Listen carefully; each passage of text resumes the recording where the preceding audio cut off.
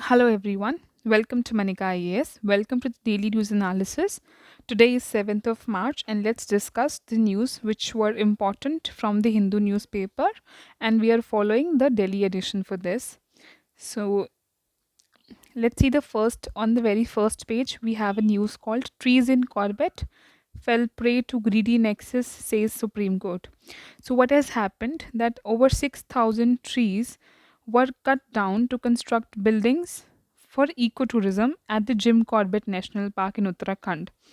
Okay, so the Supreme Court has condemned this illegal felling. According to them, this was not legal and it should not have been done, and it is a clear case of nexus between the politicians and officials working to ransack the environment for short term commercial ends. Okay, so what is the important takeaway from you for you when you talk about the examination? So there are two, three things which are important. First of all, for prelims, what you need to know is Jim Corbett National Park is in Uttarakhand. Okay, and the important point for you to know is that it was the first tiger reserve in India. Okay, the second thing is when you talk about mains, the Supreme Court has said this is the point: the presence of tigers in the forest is an indicator of a well being of an ecosystem, and events like illegal construction and illicit fencing of trees like the one cannot be ignored. Now, this is something that you can use in your mains answer writing. Another important thing for you to take away from this article is that the court has directed the Ministry of Environment, Forest and Climate Change to form a special committee to study and recommend whether tiger safaris should be permitted in the buffer zone on a tiger reserve or not. Okay, so these are the important takeaways from this particular article. Now, the second article on page number one is this. So, ensure Pakistan does not deliver loans to the foot defense bills, India to IMF. Now, it has nothing to do with your preliminary examination, but it is, and also in mains, you will not be asked about this. But if you are somebody who is appearing for interview, this can be helpful because you can get a question in the interview. Second, it is just for the general awareness, like what is happening. You must know these things. So, India has asked the IMF to keep a stringent eye on the park to ensure that the fund of this $700 million tranche to Pakistan, which was given by IMF, it should not be redeployed towards defense bills or repayment of the loans from the other countries. So basically, what happened? The due to floods and other thing, the economy of Pakistan was in deep trouble, and they asked for money. Okay, so if you are in a condition where you want to survive, you will not spend your money which you have got in a tranche to repay your defense bills. Okay, you would like to put it into social sector and to revive your economy as such. So the Indian government has said that they must keep a stringent eye that the emergency fund should not be used to do the defense payment and repayment of loans, but in order to revive the economy it should be spent. Okay, so this was about this particular article. So now let's come to page number 8, which is your editorial sector section. Here, this topic: speaking Pahari and seeking Anantnag.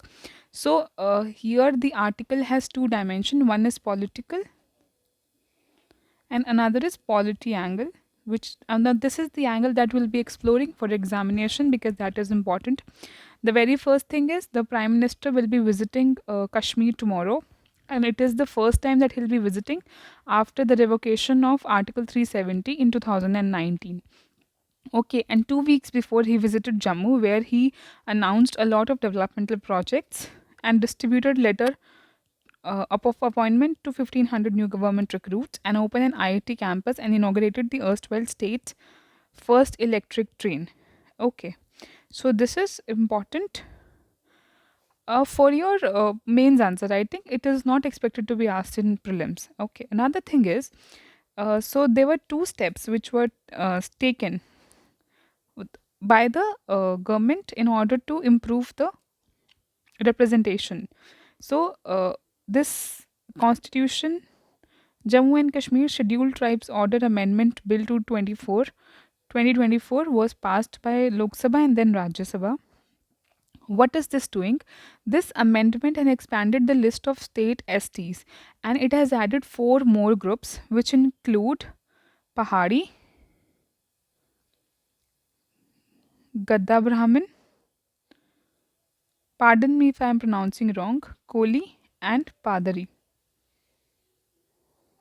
So these are the four groups that have been added to the existing 12 in scheduled tribe. Now, what is the issue? The issue here is that the Gujar Bakarwals, who are the Muslim community, they are saying that the Brahmins the Paharis cannot be considered as a tribe because they are a linguistic category which encompass several Hindu and Muslim castes. So, how do you categorize them into scheduled tribe? So, this is an issue. They have also argued that Paharis were socially, economically, educationally advanced and they are well represented politically. So, they are also beneficiaries under three separate quotas in government employment and education, which were designed for people who were living near LOC, for people living in backward and remote areas, and 4% quota in government jobs carved out specifically for Paharis in 2020. So basically, they are against giving Paharis a place in scheduled tribe because of these reasons. First, they are saying that they are not a tribe, they are not a caste but a linguistic category. Second, what they are saying is they are socially, economically, educationally forward. They are not backward categories and they are represented politically as well. Also, they are receiving a benefit with respect to the schemes and employment opportunities given to the people living near LOC, then people living near backward and remote areas, and also the 4% quota of the government, which was carved out specifically for Paharis in 2020. However, the Paharis since 1819 have want to be categorized as SC, but the demand was rejected several times. Okay, so this is the issue, and then this panel recommended the inclusion of Paharis as ST under the BJP government, the current BJP government. So this is our political narrative, but what you have to look forward is these points which we discussed is important. Okay. Now the second step which was taken by the government in order to improve the representation of Jammu and Kashmir was to set up a delimitation commission. ठीक है, and whose recommendation were accepted in May 2022. So, as we all know, the elections are due since the revocation of 370. We do not have elections, we do not have witnessed elections in Jammu and Kashmir.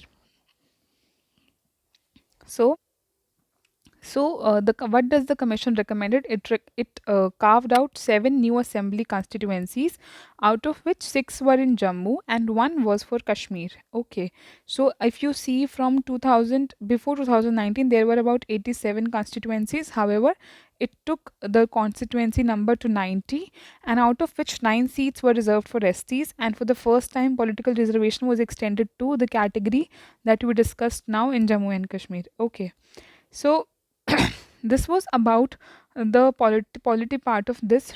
Rest is a little political narrative that we need not go into, and these are the some facts that you can visit. However, the issue is this only. Okay, now this is another article.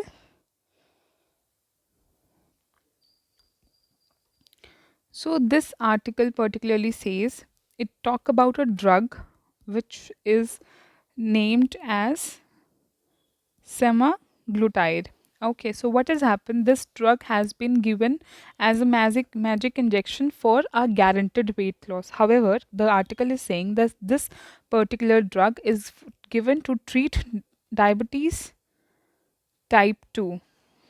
Okay, and this drug has not been approved for use in India. And despite of this, some doctors are prescribing this drug to their affiliate clientele base and they are importing these drugs. However, these drugs are now heavily marketed for the uh, reduce the reduction in weight. So what do we take from here? So there one point that you need to take from here is what is the drug all about, which can be asked in your prelims. Second thing is this: how does the trials approval happen in India? So basically what is happening here is that this drug is available in the global market but has not been launched in India, and as a result of which it is not available in the legal manner in India. How s- However, still people are able to acquire it. And how? Let's see, drugs are approved for sale only after Indian subsidiary license the global brand. Okay. However, certain global brands have not taken this permission. In such circumstances, what does the patient do? They can get a license to import from the drug regulator if they have a prescription. So obviously, the one who can afford it will be able to import, because import of drugs is extremely expensive, and only the person who are affiliate will be able to export it. So this is what this thing is. Second, on the same basis, even doctors can import it for their personal use, and hospitals can do the same thing. However, these are certain narrow exceptions. Okay. However, still, the drug need to be approved and have clinical trial in India. See, what happen is every in every climate belt we have bodies and DNAs of individual which are differently designed. As a result of which, not every drug react the same way on every person. So you need to get the trials done before you put it for the mass usage, so that you know whether this is effective in the Indian or not. Okay.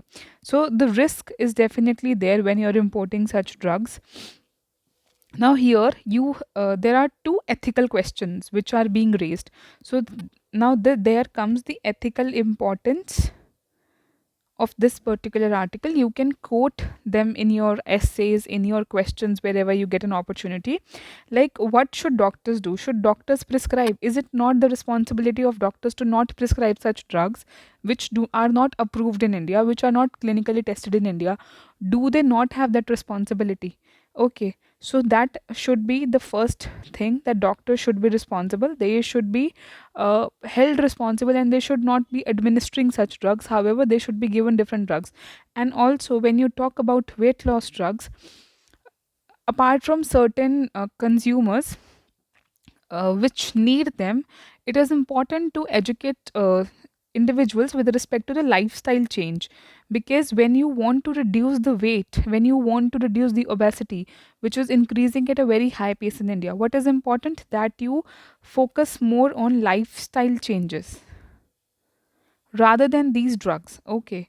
So one is this thing. Second thing is, there was this another scandal with respect to a spurious imported drugs such as cancer, and the drug regulator issued a health alert in 2023 when the Mumbai police arrested this particular individual in 2021. So the reaction of the organization, the reaction of the regulator was delayed, and it came only after the World Health Organization did so in September 2023. So this gives a license, this gives a sense of insecurity in terms of into the doctors as well. So what should the regulators do? They should few doctors need to be arrested. They should be taking prompt actions, like we see in the previous case. When the person was arrested in 2021, it was only in 2023 that the alert was issued. So it should be the responsibility of the regulator also to set an example that doctors cannot do this. And it should also be the responsibility of the doctors that they should be cautious while giving such drugs. Okay. So now let's move to the next topic. Now, this is again the topic that we discussed yesterday and day before yesterday, which is, our legislature immune to bribery charges? This is again discussing the Supreme Court judgment that if you are taking bribe, that doesn't provide you the immunity to from prosecution, and you do not cannot enjoy the immunity granted to you by the parliamentary privileges under Article 102 102 and 190, 112 and 194, 102 and 194. Okay, so uh, this is again a discussion. What the another point that was added here is, we were discussing that case of 1998 that happened during PV Narasimha versus state. Okay. And another point is that it overruled the observation in Kuldeep Nair versus Union of India case 2006, which held that election to the Rajya Sabha are not proceedings of the legislature but a mere exercise of franchisee and therefore fall outside the ambit of parliamentary privileges under Article 194. This is the additional information which is given in this article. Rest we had discussed yesterday. If you haven't covered the newspaper of the yesterday, please visit the yesterday's videos. You'll be able to figure out. Another important thing is that PM has launched India's first underwater metro line in Kolkata. On page number this is on page number 12. Okay. So अब ये under water है तो कौन से पानी के under है? It is under Howrah. It the underground underwater metro is from Esplanade to Havra Medan section, which passes under the Hooghly River, which is the first underwater transportation tunnel. Okay, now this is important from the prelims point of view. Another important thing is it is a part of your east west corridor. Okay, which is from Gujarat to Silchar. Okay, so this is the important point from here that you have to take. Navy has commissioned INS Jatayu and MH-60R helicopter squadron. Okay, so what it is? So they have commissioned INS Jatayu at Minicoy Island, which is below the 9 degrees channel in the Indian Ocean, Arabian Sea. Its second base is Lakshadweep after INS Viparkshak in Karavati. Okay, so they also commissioned the first MH-60R multi-role helicopter squadron. Okay, at Kochi. So these are important point for your prelims. What is the significance? INS Jatayu is the beginning of phased expansion plan to strengthen India's surveillance and security posture in strategically located island close to 9 degrees channel. Minicoy Island lies to the south of 9 degrees channel. Okay. So it will try to increase the surveillance and security, anti-piracy activity को correct करेगा. And this MH-60R multi-role helicopter squadron is important for its anti-submarine warfare capabilities. Okay, so this was the takeaway from this particular article. This is important for your preliminary point of view. And the last topic for the day is diamond export has decreased to 5-year low in 2023-2024. So India's cut and polished diamond exports are expected to shrink to a 5-year low of about 15-16 billion dollars in 2020 to 23, and the outlook for the coming year is considering bleak. The demand from the world two largest economies markets are US, China has decreased as per the ratings carriage. Okay, this is the report as per carriage. So India is the world largest center for cutting and polishing diamond. This is important point for prelims. This is again the important trend that can be asked in your preliminary examination. So you must remember this. This is important for your prelims. Okay, and more than 90 to 95% of polished diamonds to meet global consumption demand. Okay, this sector is also a large job creator. अगर हम US and China की बात करें, they account for 65% of India's diamond export, which has now reduced to 28%. That is why we are seeing the dip in the export of diamonds from India. Okay.